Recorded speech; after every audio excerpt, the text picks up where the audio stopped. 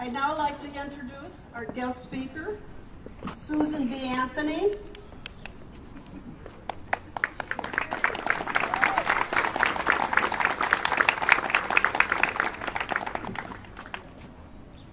Women need the right to vote. Come on. Yes.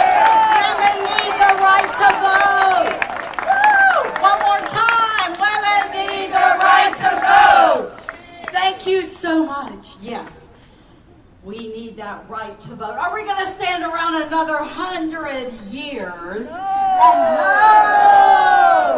Are we going to allow there not to be equality for all people, all citizens of the United States? No!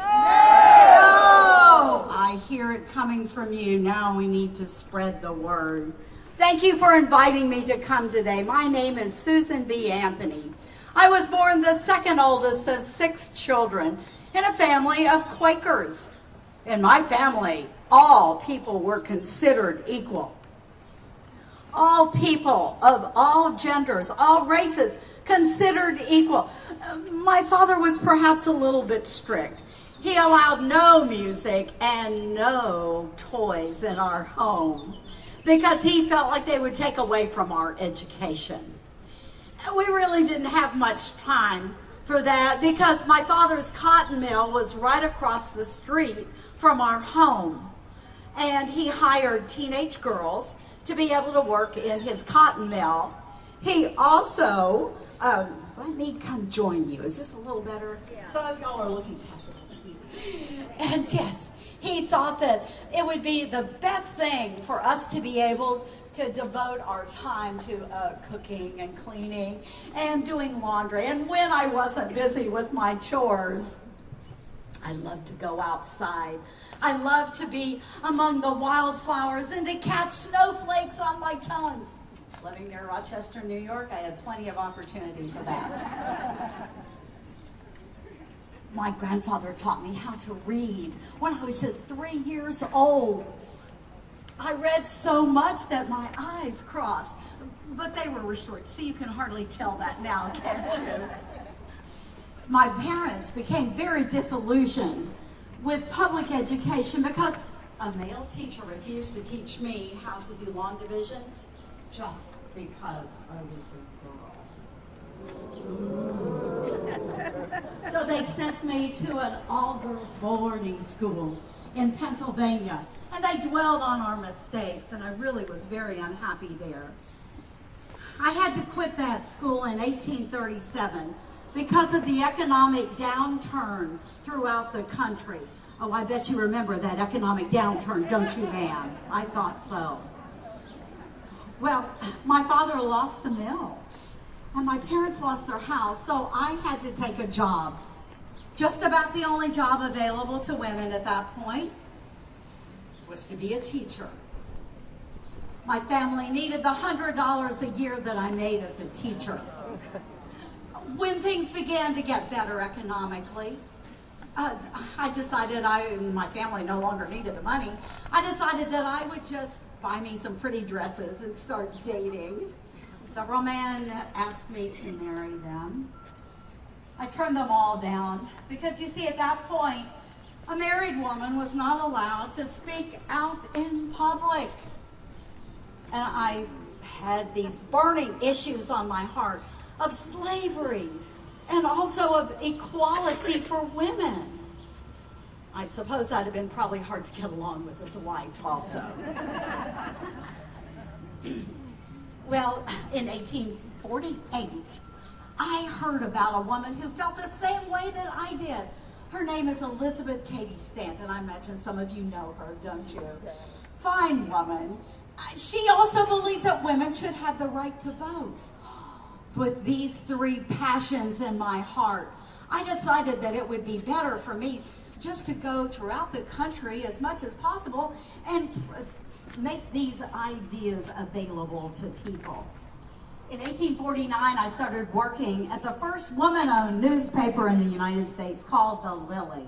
Amelia Bloomer owned that newspaper, and I began to write articles for her. And that's where I met Elizabeth Cady Stanton, and she and I have become lifelong friends. We write together, we speak together. And do you know that not one of our arguments is refuted by any man? But? Of course. Now, in 1852, a cousin of Elizabeth Cady Stanton named Elizabeth Miller was out gardening, dressed very similar to what I'm dressed. Can you imagine gardening like this? She came inside, took a pair of scissors, and cut off her dress and her crinoline right below the knee. Now, of course, she had full trousers on underneath for modesty. But Elizabeth Miller decided she was going to wear that outfit very often. And that outfit became part of the newspaper, The Lily, that's owned by Amelia Bloomer. And because of that, that outfit began to be called Bloomers. I decided I would be wearing bloomers too, and people would jeer at me on the streets, and people would make fun of me, and it became a little emotionally draining. So I went back to wearing generally black or gray, but I always had one spot of color, this red shawl with me. And as I began to speak, I got the reputation of being the person with the red shawl. I didn't care how it drew attention to these terrible issues in life and in our country. And if the red shawl did it, I was all for it. At one speaking engagement, the newspaper reporters on the front row were making fun of me because I was wearing a brand new white shawl that someone had made me. And they said, "We will not print anything good about you unless you are wearing your red shawl." Said someone who get it right away. My family had always been involved with this slavery issue. You see, we helped people escape on the Underground Railroad. My brothers went to Kansas to be with John Brown, the abolitionist, and helped him there. We were so determined that these issues had to have something done about them. I was asked to be the head of an anti-slavery group. They also paid me $10 a week to do that. And yes, wasn't that incredible? And I had time not only to work on the slavery issue, but to be a person to call attention to the women's issues as well and our desperate need to vote. I put up flyers, I made speeches. Not everybody was in favor of me. Sometimes angry mobs would be out front of those lecture halls. And those angry mobs, occasionally, somebody would slip in as I was speaking and turn off all the gas lanterns. I just spoke in the dark. One time somebody went into the basement, turned off the heat. I just grabbed my shawl and put it closer to me. It was a matter of figuring out how we can get this word out. You see, what happened with the farmers is they were not in their field in the winter. So in upstate New York, I decided to go on my speaking at that point and go to places where farmers and others would be, and they wouldn't be busy that time of year. I spoke clearly, I spoke plainly about what the needs were. Now think about this for a second. Women and men have the same emotions, right? Hate, love, frustration, anger, happiness, excitement. Those are common to both men and women. Would it hurt the man to stand at a chalkboard with a woman? No. I didn't think so. No, and they began to think along those lines. Things were beginning to change. Ideas were there. But something had to be done, and it had to be done soon so that we could make sure that in our lifetime we would be enjoying these freedoms. Elizabeth Cady Stanton and I worked very, very hard. We felt like the issue with slavery was something that could probably be taken care of soonest. So in 1862, President Abraham Lincoln signed the Emancipation Proclamation. Woo! We thought the same thing at first, but we read it and only freed the slaves of the South. We got a petition together, and that petition garnered 1 million signatures, one of the most that had ever been done. And eventually, in 1865, the 13th Amendment was ratified, the 13th Amendment to the U.S. Constitution. Yes, against freedom and no slavery in any current state or any states that were to come. We were so excited about that. We felt victory, yes, and now let's move on to these women's issues. Let's move on and be a proponent of that and get ideas to change. I wrote letters to every newspaper. I wrote letters. I went to visit Congress. I spoke to people, garnering attention and positive thoughts. Finally, things were beginning to change just a little bit in our country. I truly believe that nothing would go totally right in our country until there was equality for everyone. I even spoke about mixed racial education. It was met with mixed results. I spoke about the fact that women should have the ability to go to college. For that, I was called a monster of social deformity. It would not be the last vile name thrown my direction. But we had to fight. We had to make changes. We had to make sure people understood what was to happen. I had been planning to vote for some time.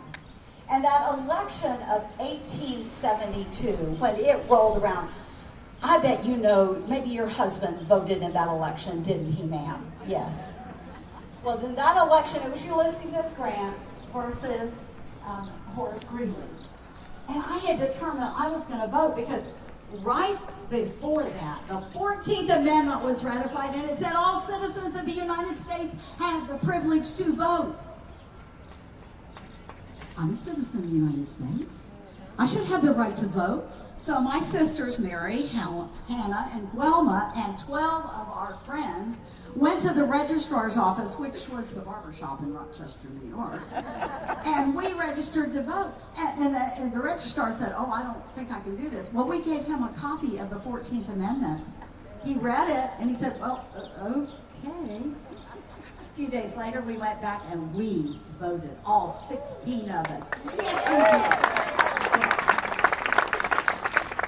3 weeks later, on Thanksgiving of 1872, the U.S. Marshal appeared at my door. I've been expecting that. The U.S. Marshal said, excuse me, Miss Anthony, but I have to take you to jail. You're being arrested. And I said, excuse me, I need to go upstairs and change into my finest dress. Came down, handed him my wrist, and I said, here, put the handcuffs on me. He said, that won't be necessary. He had come in a horse-drawn trolley, and as we went out to the trolley, the driver asked me for my fare, and I said, I'm traveling at the expense of the U.S. government. Ask him. Absolutely. Well, all 16 of us had our bail set at $500. All of them paid theirs. I was not going to pay my bail because I wanted my case taken to the U.S. Supreme Court. Yes. And if I paid my bail, it would not have happened. So my bail was set at $1,000. My lawyer paid it. Leave it to the lawyer to ruin that. My trial was set for the following June. And in the meantime, I went all around New York State speaking on, is it a crime for a citizen of the United States to vote? No. Thank you. Where were you when I was speaking? Well, as it turned out, some people just came to hear a woman speak in public. That's okay, because I could see the wheels turning in their brain. I could see them beginning to grasp the concept that maybe this was the right approach. At June, at my trial, the judge told the jury, comprised of all men, that they were to find me guilty. And they did. I told the judge after my sentence that I was not a citizen of the United States in his opinion, that he had taken my rights away, my judicial rights, my constitutional rights as a human being and a citizen of the United States. He just shrugged, looked at me and said, that'll be $100 fine. I never paid it. No, I did not pay my fine. I do not plan to pay for it.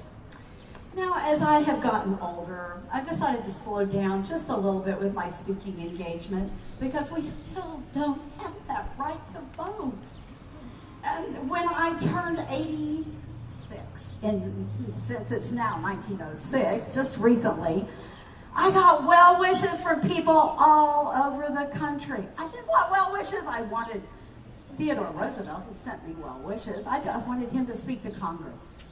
And I've decided that I would not be the head, the president of the National Association of Women's Suffrage anymore. And those are, with the enlightenment of the 20th century, I call those who are in charge of it, who are in heads of it, I call them my nieces. They call me Aunt Susan. I always felt that the women who were head of this group should be the ones not to get married and have children. They needed to devote their whole lives to this issue. Of course, Elizabeth Cady Stanton has 5 children. But that's okay. She still works very hard and we still work together on things. But that evening, as I am reading my letter of resignation and handing over the presidency to Carrie Catt, herself very, very wonderful hand, she can handle this. I told them, we have come a very long way. Slavery is no longer an issue. Women have more rights than ever. Why, we can even go to college now. We women have more rights in marriage. We can divorce and we can have our children if that ever happens. And that has come about recently. We also have a future to look to. I feel that one day men will believe that we are equal with their, we'll be able to go and vote also for every office throughout the land. I believe that can happen. And I am turning this over to Carrie Catt today, not because I'm incapable anymore, as you can well tell, but because I want to be alive, and if they're not doing a good job, I'll fuss at them. I called that speech, Failure is Impossible.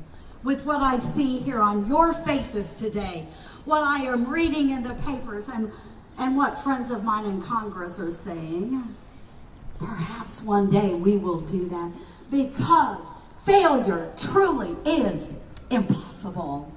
Now, one more time, not just those with signs, but how about everyone in the audience? Women need the right to vote! Women need the right to vote! Women need the right to